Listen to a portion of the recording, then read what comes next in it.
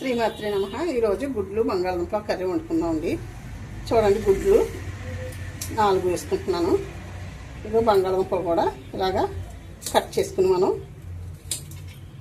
వేసుకుంటే వాటర్లో వేసేసుకుంటే మనకి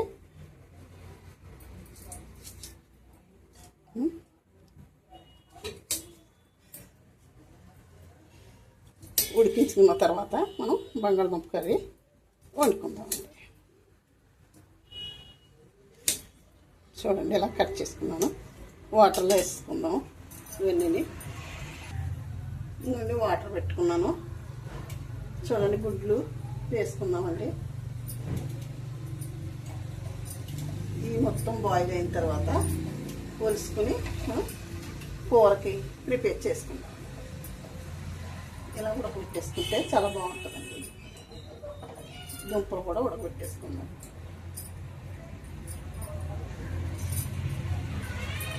మూత కూడా పెట్టుకుందామండి. మూత పెట్టుకుంటే ఉడికిపోతాయి. ఒకసారి చూద్దామండి ఎలా ఉడుకుతున్నాయి అన్నది.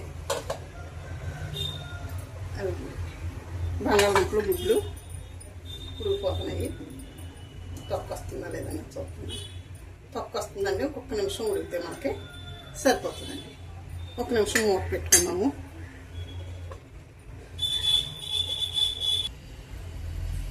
మినప దుంపలు చూసుకుందామండి.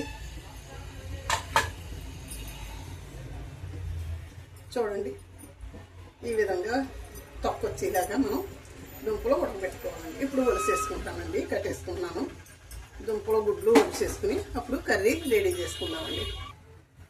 ఇదిగో చూడండి, దుంపలు ఈ విధంగా కోసుకున్నానండి.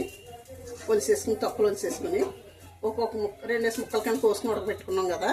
ఇది 4 ముక్కల కింద కోసుకున్నామండి. దుంప చూడండి, ఆయిల్ పెడుతున్నాను.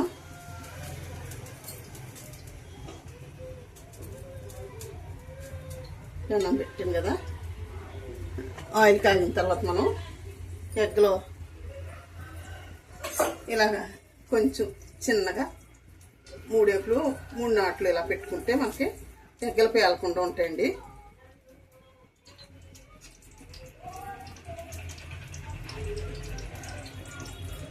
నాట్లు పెట్టాను. ఆయిల్ కాగుతుంది కదా. చూడండి, ఆయిల్ వేడెక్కింది.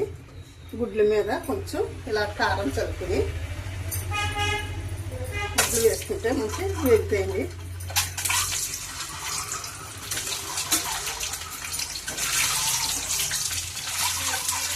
గుడ్లు అంటుకోకుండా ఉంటాయి కారం పెట్టుకుంటే. కాకుండా గుడ్లు కూడా కలర్ఫుల్గా వస్తాయి.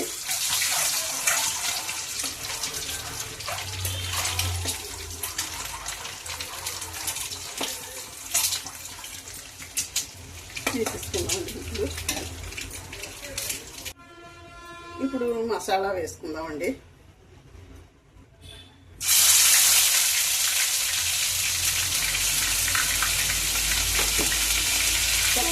వేసేసుకున్నాం.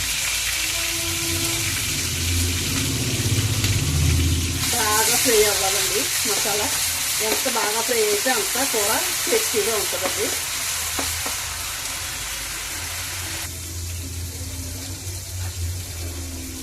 కొంచెం కరివేపాకు కూడా వేసుకుందామండి. బాగుంటుందండి కరివేపాకు వేసుకుంటేనే. ఇక సాల్ట్ కూడా వేస్తున్నానండి. సాల్ట్ చూసి వేసుకోవాలండి ఎప్పుడు కూడా. అందుకని స్పూన్నర వేసాను. ఇది బాగా ఇంకా కొంచెం ఫ్రై అవ్వాలండి. మసాలా ఇంకా బాగా ఫ్రై అయితే, ఎంత బాగా ఫ్రై అయితేనే అంత కర్రీ టేస్టీగా ఉంటుందండి. చూడండి, మసాలా ఇలాగా బ్రౌన్ కలర్ వచ్చేలాగా ఫ్రై అవుతుందండి. చూడండి ఏంటి. ఇప్పుడు మనం కొంచెం కారం వేసేసుకుందాము. కారం బంగాళదుంప కూరలో ఎక్కువ కనబడకూడదండి. వేసుకోకూడదు, బాగుండదు. పచ్చిమిర్చి వేసాం కదా.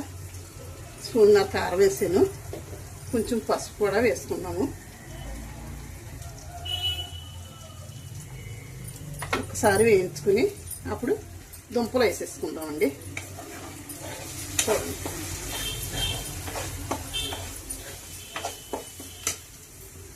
ఇప్పుడు దుంపలు వేసుకుందాం.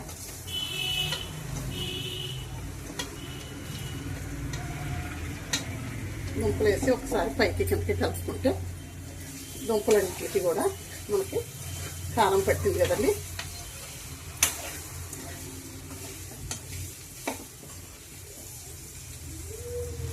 వాటర్ కూడా వేసుకుందామండి. కొంచెం వాటర్ వేసుకుందాం. దుంపలు ఉడికినాయి కదా, మరీ వాటర్ ఎక్కువ వేసిన అవసరం లేదు. గుడ్లు కూడా వేసేసుకున్నాము.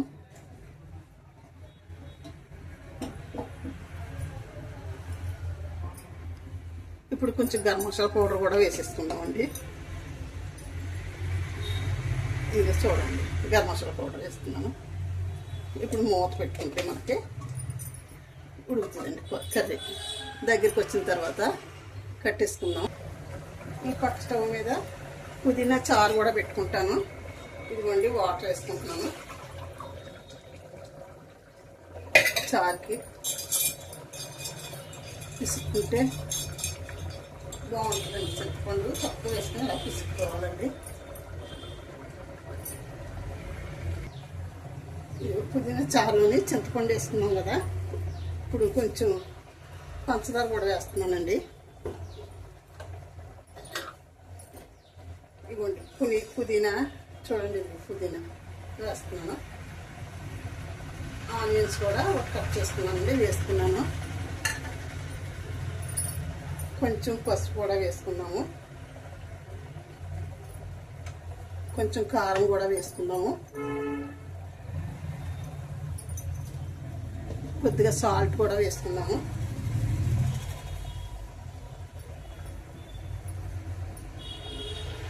సాల్ట్ చూసి వేసుకుందామండి. ఇది మరిగిపోయిన తర్వాత మనకి పోపు వేసుకుందామండి. కర్రీ చూద్దామండి. అదిగోండి రెడీ అయిపోయింది కర్రీ అయితేనే. ఒకసారి కొంచెం కలుపుకుంటే సరిపోతుందండి.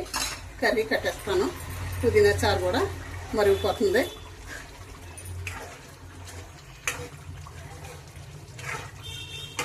ఉడికిపోయిందండి బంగాళదుంప కర్రీ.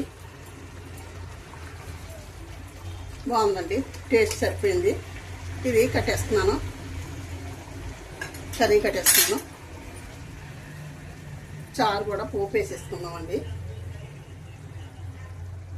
పక్క దింపేసి పోపుకి గిన్నె పెట్టేస్తాను. ఇదిగోండి గిన్నె పెట్టాను. పోపుకి కొంచెం ఆయిల్ కూడా వేస్తాను.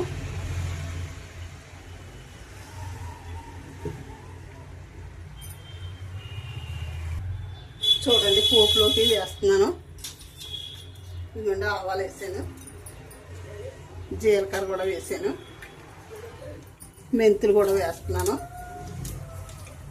ఎండుమిర్చి కూడా గిల్లి వేసాను. చూడండి కరివేపాకు కూడా వేస్తున్నాను. ఇవన్నీ కలిపి వేగిపోయే కూడా చారులో వేసేస్తున్నానండి. కూర చారు రెడీ అయిపోయిందండి. చారు కూడా రెడీ అయిపోయింది. చూడండి ఉంటానండి. శ్రీమాత్రి నమః, శ్రీమాత్రి నమః, శ్రీమాత్రి నమః. వీడియో ముగిస్తున్నానండి.